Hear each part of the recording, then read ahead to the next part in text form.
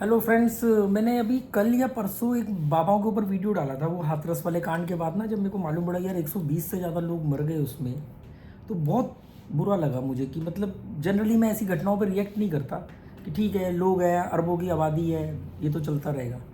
मूर्खता की वजह से जब लोग मरते हैं या किसी आदमी के कुछ लोगों के मूर्ख होने का फ़ायदा जब उठाया जाता है उन्हें मैनिपुलेट करके, वो चीज़ मुझे बहुत गलत लगती है। पर मैं उन लोगों के लिए नहीं ये वीडियो बना रहा हूँ कि वो जिन लोग ऐसा कर रहे हैं कि वो सुधर जाए। नहीं, वो अपना काम कर रहे हैं, वो धूर्त हैं, वो अपना काम कर रहे हैं। मूर्ख मूर्ख क्यों है? मूर्ख मूर्ख इसलिए है क्योंकि वो मूर्ख बने रहना चाहता है। अगर कोई व्यक्ति मूर्ख है और वो अक्लमंद बनने की कोशिश कर रहा है तो वो मूर्ख नहीं है, क्योंकि वो जानता है कि वो मूर्ख है और वो अक्लमंद बनना है उसको, तो वो मूर्ख कैसे हुआ? मूर्ख मानता नहीं कि वो मूर्ख है और वो उस लाइफ को मेंटेन करता है। बाबाओं के पास जाके बोलते, बाबा जी नौकरी नहीं है, नौकरी कब लगेगी? आप मुझे ये बताओ, ये सवाल गवर्नमेंट से करना चाहिए कि बाबा से करना चाहिए या किसी ज्योतिष से करना चाहिए? भगवान जी मेरी नौकरी लगवा दो, भगवान जी मेरे को इंटरव्यू में पास करवा दो। ये नौकरी लगवाने का काम गवर्नमेंट का है, गवर्नमेंट की नीतियों का है। वहाँ पर आपका सिलेक्शन होगा नहीं होगा, ये संभावना है और आपकी काबिलियत के ऊपर डिपेंड करता है। इसमें भगवान कहाँ से आ गया? कहाँ से आ गया भगवान? तो पर क्या है कि बस कमज़ोर, कायर, निकम्मे, निठल्ले टाइप के लोग होते हैं जो अपनी कायरता, कमजोरी को छुपाने के लिए भगवान का, किस्मत का सहारा लेते हैं।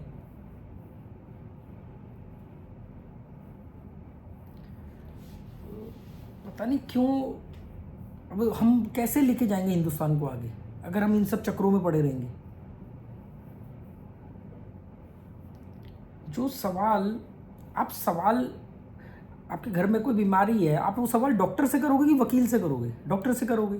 कोर्ट में कोई केस है तो आप सवाल जवाब जो है, जो राय मशवरा है, वो वकील से करोगे। नौकरी का सवाल आप भगवान से कर रहे हो, वो काम है गवर्नमेंट का। कि भाई आपने स्कूलों से पूछो ना कि आपने बोला था पढ़ोगे लिखोगे बनोगे नवाब, लो पढ़ लिए लिख लिए, नौकरी तो मिल नहीं रही, अब क्या करें? स्कूल जवाब देगा, गवर्नमेंट जवाब देगी। उन दोनों को आपने कुछ कहना नहीं है और आप चले जाओगे जी मंदिर, बाबाओं के पास, धर्म के पास। वो गिद्ध बैठे ही हुए बाबा, मरे हुए को खाने के लिए। मैंने ज्योतिषी क्यों छोड़ी? ज्योतिषगिरी मैंने इसलिए छोड़ी क्योंकि मुझे लग रहा था कि मैं गिद्ध बन चुका हूँ, वल्चर, मरे हुए को खा रहा हूँ। एक डरा हुआ आदमी आ रहा है जीवन में परेशान, उसको मैं और डरा रहा हूँ और फिर उससे पैसा कमा रहा हूँ। तो ये तो गिद्ध वाला काम हो गया ना, मरे हुए का खाना। जो पहले ही मरा हुआ है उसको और आप मार रहे हो। ज्योतिषों की 90% कमाई जो है वो उनके पास जो क्लाइंट आते हैं वो डरे हुए आते हैं, परेशान आते हैं। 10% आते हैं मैरिज को लेकर के कि मेरे बच्चे की शादी नहीं हो रही, मेरी बेटी की शादी नहीं हो रही या हमारी शादी नहीं हो रही। शादी का मतलब है खर्चा, मतलब तो ज्योतिष का सबसे क्रीम क्लाइंट कौन सा होता है? जो शादी की बात करने आया है अपने बच्चों की या अपनी, क्योंकि उसको मालूम है कि शादी का मतलब है इंडिया में मोटा खर्चा। मतलब ये शादी की बात कर रहा है, मतलब खर्चा करने के लायक इसके पास पैसा है।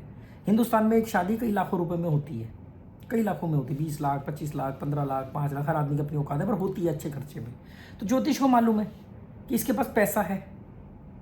अब ये लाखों रुपए खर्च करने के लिए मर रहा है क्योंकि शादी नहीं हो रही। अगर इसमें से थोड़ा सा मैंने अपनी फीस के नाम पे ले लिया, इसको इधर उधर घुमा करके उपाय उपचार के नाम पे ले लिया, तो क्या जा रहा है? बस ये इसलिए शादियों के क्लाइंट उनके सबसे बड़े क्लाइंट होते हैं। बाकी अगर कोई आगे कह रहा है कि पंडित जी मेरी नौकरी नहीं लगी है, 6 महीने हो गए हैं, उसको मालूम है इस बेचारे की 6 महीने से तनख्वाह है नहीं, क्या देगा मुझे? पर कोई अगर आगे ये कह रहा है कि पंडित जी मेरी शादी नहीं हो रही, शादी करवा दो, मतलब इसके पास है लाखों रुपया खर्च करने को, तभी तो शादी करवा रहा है।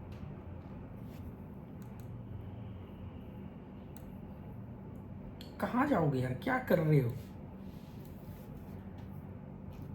कुछ नहीं रखा है। ये धर्म, धर्म एक गोरख धंधा है, बिजनेस है बहुत बड़ा धर्म। और पहले धर्म सेपरेट होता था, गवर्नमेंट सेपरेट होती थी, अब धर्म और गवर्नमेंट मिल गए, दोनों ने हाथ मिला लिए। अब धर्म से के नाम पर धर्म गुरु जो होते हैं, धर्म गुरु, धार्मिक गुरु, इन गुरुओं का धर्म ही नहीं है। धार्मिक गुरु ये कम्युनिटी बनाते हैं, सरकार के साथ डील होती है, इनको बहुत सारी रियायतें मिलती हैं, बदले में सरकार को इनकी कम्युनिटी वोट देती है, इन पे लगे हुए केस हटते हैं।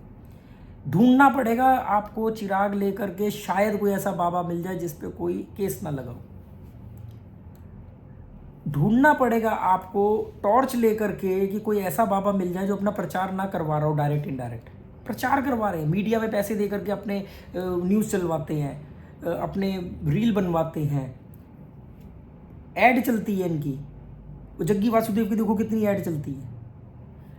टीवी में आने के लिए लोग पैसा देते हैं, ज्योतिष पैसा देते हैं। मेरे पास ऑफर थी, मेरे पास एक ऑफर आई थी बिहार के लोकल चैनल की कि भी आप ना हमारे चैनल पर बैठ करके, वो हम कॉल आएगी, आप अपने घर में बैठे बैठे अटेंड करना, एक सेटअप हम बना देंगे और उसमें एक प्रोडक्ट है उनकी, वो किसी से टाई अप था, वो हनुमान शक्ति की यंत्र, लक्ष्मी यंत्र आते ना, ऐसे यंत्र बेचते हैं, वो सबके साथ था कि आपने सिर्फ लोगों को गाइड करनी है। नीचे हम एक टिकर पे नंबर चलाएंगे, वो नंबर पे प्रोडक्ट बिकेगा, या तो प्रोडक्ट का कमीशन ले लेना या आप हमसे एक उसका ले लेना पैसे, बदले में आपको पब्लिसिटी मिलेगी।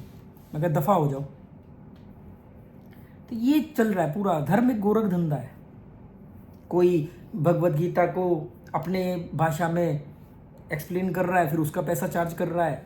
उसकी डीवीडी, अब तो डीवीडी भी नहीं है, अब तो इंटरनेट पे डाल दो और उसके लिंक बेचो, वर्चुअल प्रोडक्ट। अंधे अंधे, दिखाई नहीं दे रहा क्या आप लोगों को? एक बाबा पे 10 केस चल रहे होते हैं, फिर वो सरकार के समर्थन में बयान देता है, फिर उसको बेल मिल जाती है। दिखाई नहीं देता आप लोगों को?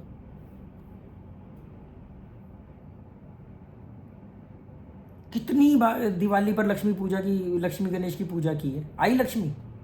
आई तो टिकी? या लक्ष्मी आप मानते हो कि जो आप लक्ष्मी पूजा करते हो उसकी वजह से लक्ष्मी आती है आपके पास?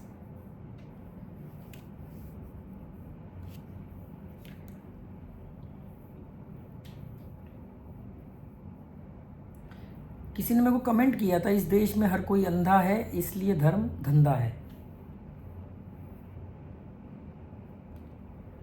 ये जो दिल्ली का हनुमान मंदिर है, इसमें मैं हर मंगलवार जाता था, 1 घंटे की लाइन में लगता था। 50 रुपये की, 51 रुपये की थाली से शुरू होते होते 151, 251 तक की थाली तक पहुंचा मैं। वो बाहर से थाली खरीदो, फिर वो अंदर जाके चढ़ाओ, वही घूम फिर के रोटेट होके आता है सामान, या पता नहीं उसका क्या होता है। फिर वहाँ पर इतना जाता था कि एक वो निकला, तरकीब निकाली वहाँ की, जो नोटिस किया कि अगर आप जा रहे हो तो पुजारी आपको इंटरटेन नहीं करेगा। जैसे भीड़ में आया, बस ये लो जी, चलो चलो चलो, मूर्ति को ऐसे छुआया जरा सा, आपकी थाली, हाँ जी चलो चलो चलो। तो मैंने क्या किया, मूर्ति को चढ़ाने के लिए अगर आपने थाली में जितने मर्जी पैसे रखे हो, पंडित उसको, पुजारी जो है उसको हाथ नहीं लगाएगा, क्योंकि वो मंदिर का है।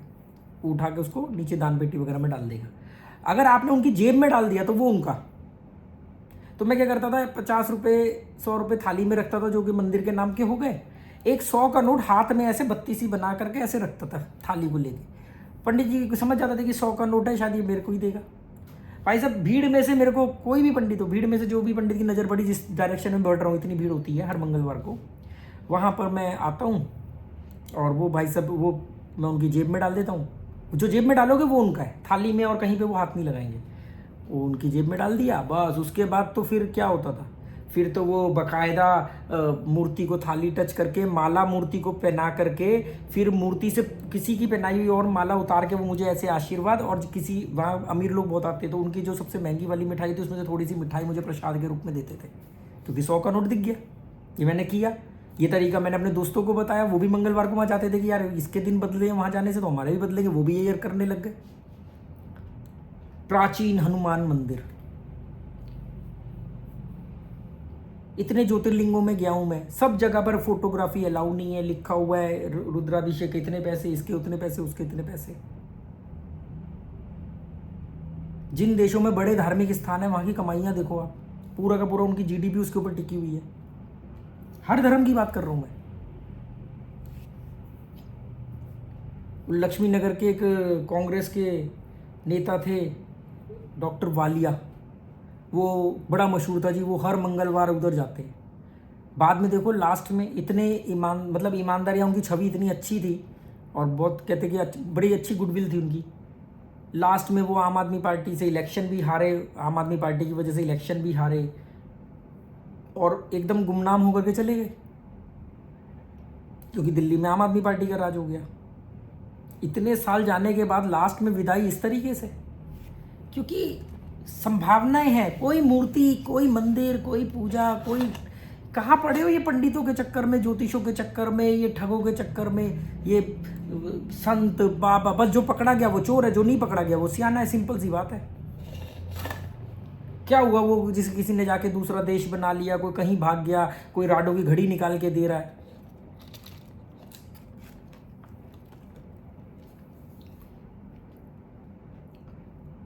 एक वो चैनल है नेशनल जियोग्राफिक है या डिस्कवरी, उसने बकायदा दिखाया कि देखो ये घड़ी कहाँ से निकाली जा रही है, वो ऐसे किया भस्म निकला है, वो छोटी सी वो होती थी, वो जादूगरों ने चैलेंज किया कि भाई ये जादू की ट्रिकें हैं, हम लोग स्टेज पे दिखाते हैं। नहीं जी बाबा, जिस देश में पब्लिक इतनी बेवकूफ़ हो कि हजारों लाखों की भीड़ में एक बाबा को कर, हजारों की तादाद में बाबाएं हैं जिन्होंने करोड़ों की तादाद में लोगों को कैप्चर किया हुआ है। कोई विपासना के नाम पर, कोई मेडिटेशन के नाम पर, कोई ब्रह्म कुमारी के नाम पर, कोई योग के नाम पर, कोई आर्ट ऑफ लिविंग के नाम पर, कोई कहीं कहीं कहीं, सब ने अपने अपने लोगों, कहीं कोई बच के निकल ना जाए। अच्छा तेरी सोच इस तरह की नहीं है तो ये ले, ये वाली सोच का बाबा मौजूद है। जैसे दुकानों में हर तरह के प्रोडक्ट मौजूद होते हैं ना, हिंदुस्तान में हर तरह के बाबा मौजूद है। आपको इंग्लिश बोलने वाला बाबा चाहिए, आपको योग वाला बाबा चाहिए, आपको क्या बोलते हैं उसको, वेदों शास्त्रों की बात करने वाला बाबा चाहिए, आपको एक जॉयफुल लाइफ वाला बाबा चाहिए, आपको एक फिल्म स्टार टाइप का दिखने वाला बाबा चाहिए। हर तरह के बाबा मौजूद है। बोलो आप कहाँ पे, आपको बचने का मौका नहीं मिलेगा। आप बोलोगे ना ये बकवास मेरी तो सोच ऐसी है, अच्छा ऐसी है, ऐसा वाला बाबा भी मौजूद है। बस सिंपल बात है, आप बच नहीं सकते।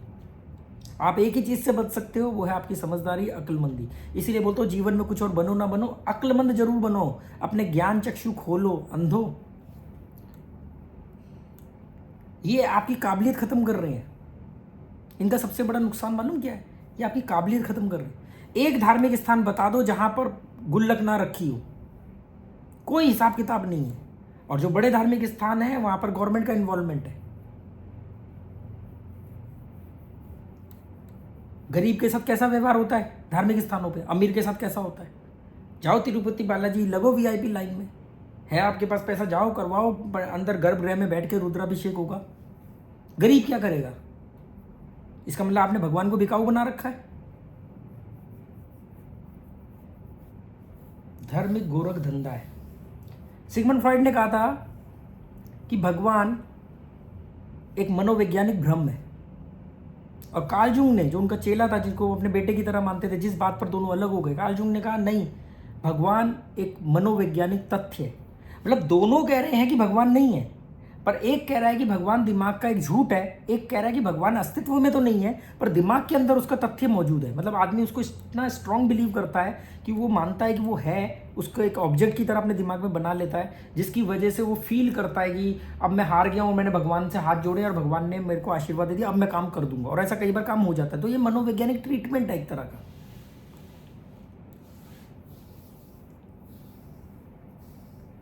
कहीं कोई कुछ नहीं है। फिर ये धरती किसने बनाई? अरे आपको अपने शरीर के बारे में पता नहीं, ब्रह्म की खोज करने चल रहे हो, किसने बनाई? आप ये देखो कि आपका मकान किसने बनाया है, कौन बनाएगा? धरती किसने बनाई, किसकी इच्छा से? अरे कुछ चीजें होती हैं बेवजह भी होती हैं। हर चीज की वजह होना जरूरी है। हर सवाल के जवाब मिले आपको इस जीवन में जरूरी है। आपको हर चीज पता होनी जरूरी है। आप केवल अपने जीवन से जुड़ी हुई चीजों को पता रखो, इनके पास आपको सारे जवाब मिल जाएंगे। धार्मिक लोगों की सबसे बड़ी प्रॉब्लम क्या है और धर्म गुरुओं की सबसे बड़ी प्रॉब्लम क्या है? इन्हें सब पता है, इनके पास हर बात का जवाब है। धरती कैसे बनी ये भी पता है। कोई कहीं पसली निकाल के दाई पसली से, कोई बाई पसली से ये इंसान बना रहा है, कोई नाभि से बना रहा है, कोई अपने ही वो नाभि से मेल पैदा कर लिया, फीमेल पैदा कर लिया, जी वो हो गया, कोई कुछ कर रहा है, कोई कुछ कर रहा है, सब जवाब है इनके पास। डार्विन की थ्योरी ऑफ एवोल्यूशन की थ्योरी को दुनिया के सारे धर्मों ने एक सिरे से खारिज किया, क्योंकि वो उनके दावे आपस में लड़ते रहेंगे। हाँ, नहीं नहीं हमने बनाई है, हमारे भगवान ने धरती बनाई, हमारे भगवान ने बनाई। जब डार्विन ने बोला कि नहीं नहीं किसी भगवान ने नहीं बनाई, तो सारे धार्मिक के खिलाफ हो गए, डार्विन के खिलाफ हो गए। एक ने भी डार्विन धर्म ने डार्विन की थ्योरी को नहीं माना।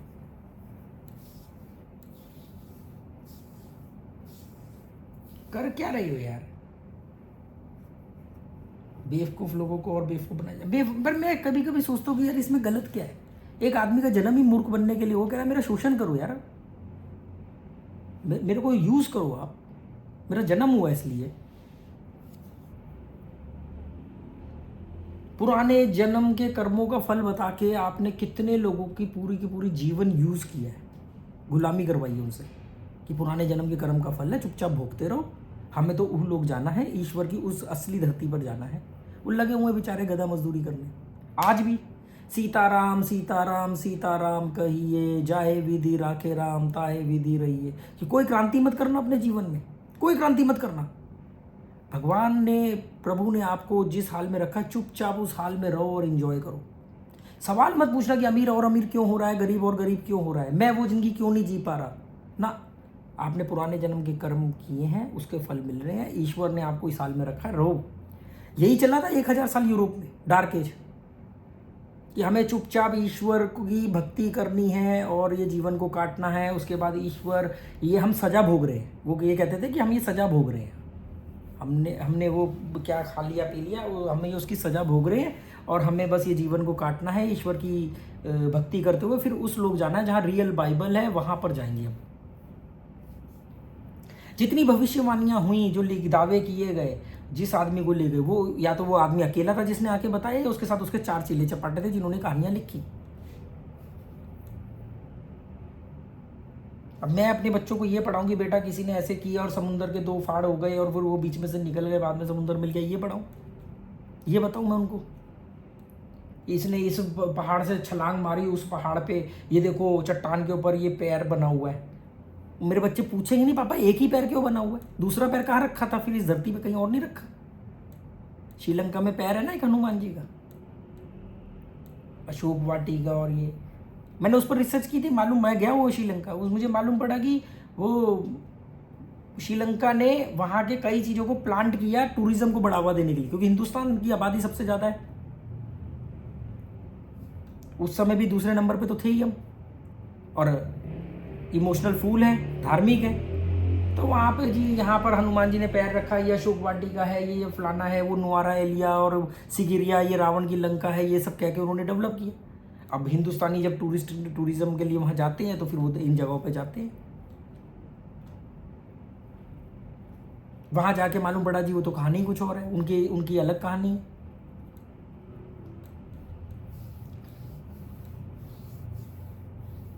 पता नहीं मूर्ख लोग मुझे कहते हैं अरे अयोध्या में इतना टूरिज्म आएगा, इतना पिलग्रिम टूरिज्म बोलते हैं ना, धार्मिक यात्राएं होंगी, ये होगा वो होगा।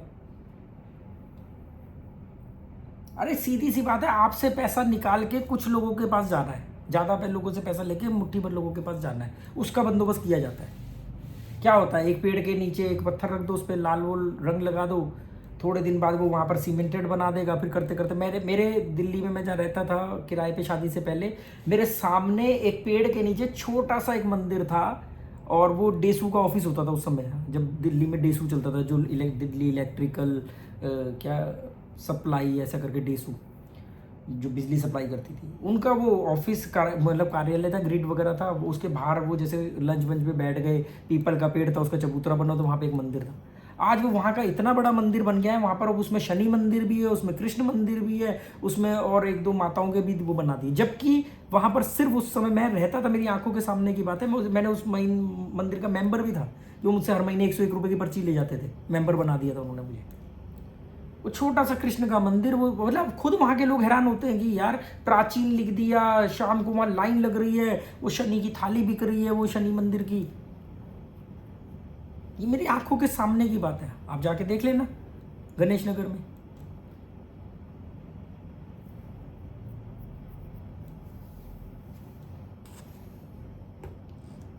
अपनी आंखें खोलो, आप अपने साथ तो गलत कर रहे हो, अपनी अगली पीढ़ी के साथ भी गलत कर रहे हो। फिल्मों ने बहुत बेकार क्या मैं किया है।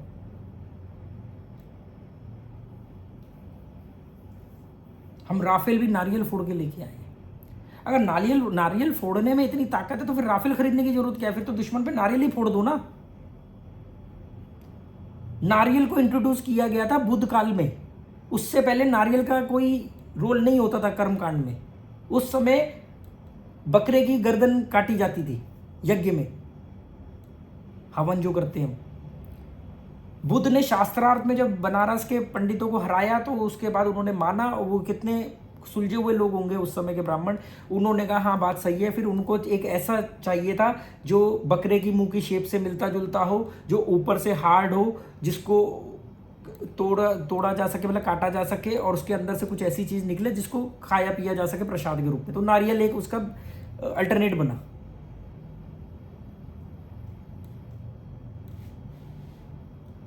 बुद्ध ने बहस करके, शास्त्रार्थ करके कितने जीवों की जान बचाई। कि तुम क्या कर रहे हो यार। गायों तक की बलि दी जाती थी, घोड़ों की बलि दी जाती थी, मुर्गों की तो आज भी चलती है, बकरों की। राफेल नारियल फोड़ के ला रहे हैं। कोई वैज्ञानिक तर्क नहीं, बस उलझुल बातें करते जाओ करते जाओ करते जाओ, कुछ भी बोल दो। यहाँ कहीं वो कहीं से कुछ लाओ, कहीं से कुछ लाओ, जोड़ दो, हर बात को जस्टिफाई करो। धार्मिक लोगों की से आप कभी जीत नहीं सकते, उनके पास हर बात का जवाब है। आप उनको उनके सामने सबूत भी रख दोगे, नहीं नहीं तब ये सबूत कहाँ थे, आज विज्ञान ये कहता है, ये कभी तो विज्ञान को गाली देंगे, कभी विज्ञान को अपने लिए यूज भी कर लेंगे। देखो विज्ञान आज मान रहे हैं ना, मतलब इस चीज में तुम विज्ञान की बात मानने को तैयार हो क्योंकि तुमने कहा कि हमें हमें पहले से पता था। बाकी चीजें जो विज्ञान ने कह रहा है वहां पर तुम विज्ञान को नकार दोगे। तो बड़े सुलझे हुए लोग हैं, सहज लोग हैं, अपनी कन्वीनियंट, अपनी सहूलियत के हिसाब से विज्ञान का इस्तेमाल करते हैं। कहाँ विज्ञान को गाली देनी है, कहाँ विज्ञान को देखो फलाने नासा के वैज्ञानिक ने भी माना। अब यहाँ पे तुम नासा के वैज्ञानिक को मान रहे हो, जो बाकी 1000 चीजें वो तुम्हारे खिलाफ कह रहा है, वो कुछ भी करके। वो कोई कहावत है, मेरे को याद नहीं आ रही, कहीं का तिनका कहीं का रोड़ा, ऐसे करके है ना कुछ। चलो okay, goodbye, thank you.